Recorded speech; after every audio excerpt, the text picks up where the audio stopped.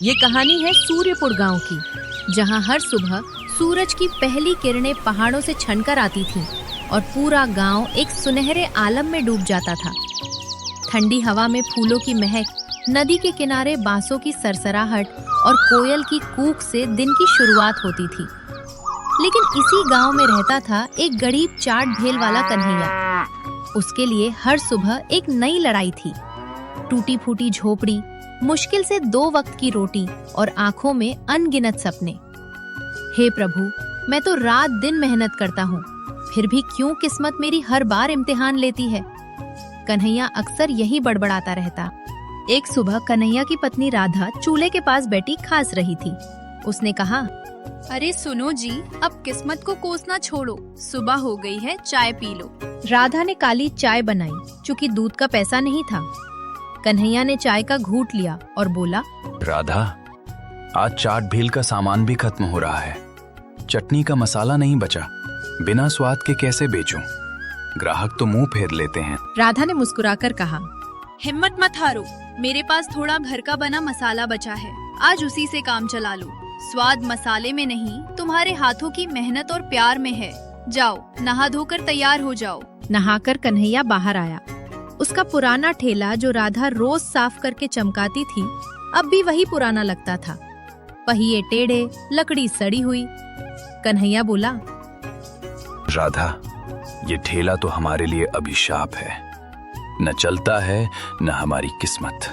राधा ने गुस्से से कहा, खबरदार, इसी ठेले ने हमें इतने सालों से पाला है, ये हमारी रोजी रोटी है, एक दिन यही हमें ऊंचाइयों पर ले जाएगा। कन्हैया ने गहरी सांस ली और ठेले को धक्का देकर बाजार की ओर चल पड़ा।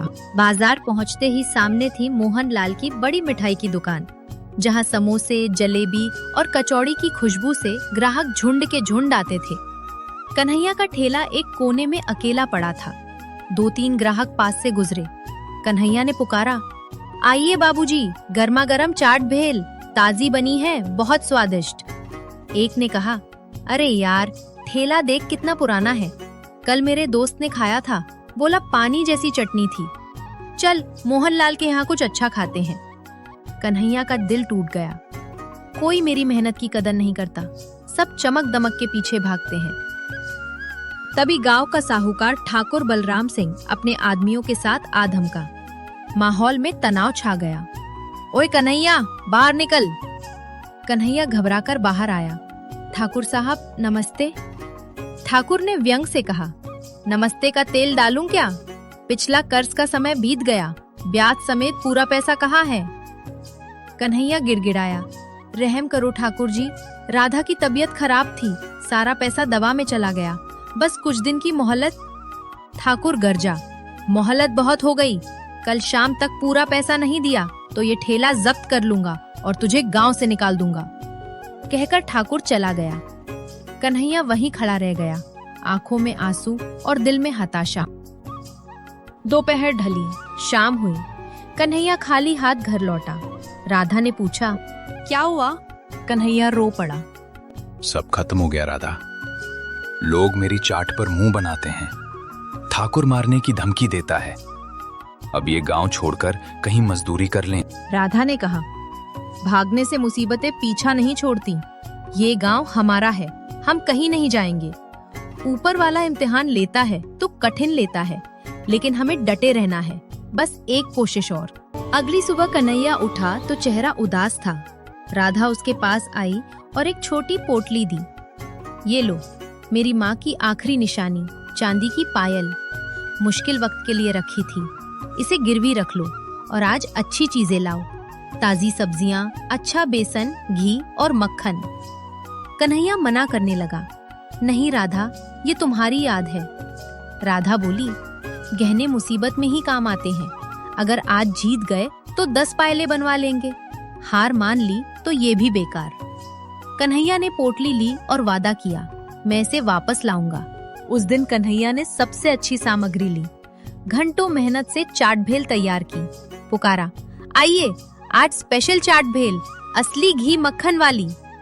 लेकिन ग्राहक फिर गुजरते रहे, कोई रुका नहीं। शाम ढलने लगी, पतीला भरा हुआ था। कन्हैया हताश बैठ गया। प्रभु, मेरी परीक्षा कब खत्म होगी? राधा की पायल भी गई, एक भी बोहनी नहीं। अब मुंह कैसे दिखाऊं? अंधेरा छाने लगा तो एक फटेहाल कमजोर बूढ़ा आदमी लाठी टेकते हुए आया। बेटा 3 दिन से कुछ नहीं खाया, कुछ मिलेगा? उसकी हालत देख कन्हैया का दिल पिघल गया। अपनी तंगी भूलकर बोला, बाबा बैठिए, मैं अभी गर्मा गर्म खिलाता हूँ। उसने बड़ा पापड़ लिया, ढेर सारा मक्खन लगाया, चाट सजाई और बूढ़े को दी। बूढ़ा खाकर बोला, बेटा तूने मेरी जान बचाई। कन्हैया ने देखा वो अभी भी भूखा है तो अपना हिस्सा भी दे दिया। ये पूरी चाट आज आपकी। बूढ़ा तृप्त होकर बोला, मेरे पास धन नहीं, लेकिन ये मेरा पुरखों का खास मसाला है। एक छोटी पुड़िया दी। भाई चाट भेल में बस एक चुटकी डालना। तेरी नीयत साफ है, अब किस्मत भी साथ देगी। बूढ़ा चला गया। कन्हैया ने पुड़िया रख ली। बुजुर्ग का आशीर्वाद है। रात बेचैनी में कटी। अगली सुबह आखिरी दिन। शाम तक पैसा नहीं दिया तो सब छिन जाएगा। कन्हैया ने चाट बनाई। आदत से मसाला डालते वक्त बूढ़े की याद आई। एक चुटकी डाली। अचानक एक लाजवाब खुशबू उठी। खुशबू पूरे बाजार में फैल गई। लोग रुकने लगे। मोहनलाल भी हैरान, ये कैसी महक? तभी एक लग्जरी गाड़ी रुकी। गांव के सरपंच रघुवीर सिंह उतरे। अरे कन्हैया, ये खुशबू तेरी चाट की है, एक प्लेट लगा। सरपंच ने खाया और बोले, वाह, शहर के बड़े होटलों में भी ऐसा स्वाद नहीं, क्या जादू है। सरपंच की तारीफ फैली। लोग दौड़े आए, हमें भी दो, 2 प्लेट पैक करो। कतार लग गई। कन्हैया के हाथ चलते रहे। राधा भी मदद को आ गई। 2 घंटे में पतीला खाली। कमाई इतनी कि आंखें फटी रह गईं। अगले दिन कन्हैया ठाकुर के पास गया। ठाकुर जी, ये रहा आपका पूरा कर्ज, मूल और ब्याज। ठाकुर हैरान। कन्हैया बोला, आइंदा किसी की मजबूरी का फायदा मत उठाना, वक्त सबका बदलता है। मोहनलाल जल बुन गया। उसने अफवाह फैलाई, कन्हैया चाट में नशा मिलाता है। लेकिन ग्राहकों ने कहा, हमने खुद देखा है, ये मेहनत और ईमानदारी का स्वाद है। तेरी मिठाई में तो मिलावट है। मोहनलाल चुपचाप चला गया। कुछ महीनों बाद कन्हैया ने ठेले की जगह पक्की दुकान खोली। नाम रखा कन्हैया की स्पेशल चाट हाउस। राधा अब अच्छे कपड़े पहनती, लेकिन कन्हैया ने नियम बनाया, हर शाम 6 बजे गरीबों को मुफ्त चाट भेल। वो हर बूढ़े को गौर से देखता, शायद वो बाबा मिल जाएं। वो समझ चुका था कि वो कोई साधारण भिखारी नहीं, बल्कि भगवान का रूप था जो उसकी परीक्षा लेने आए थे। ये कहानी सिखाती है कि जब इंसान मुश्किल में भी दया करता है, भूखे को खिलाता है, तो ईश्वर खुद उसकी मदद को आते हैं। सच्ची सफलता दया, मेहनत, ईमानदारी और विश्वास से मिलती है, और कभी-कभी एक छोटी सी चुटकी मसाले से पूरी जिंदगी बदल जाती है।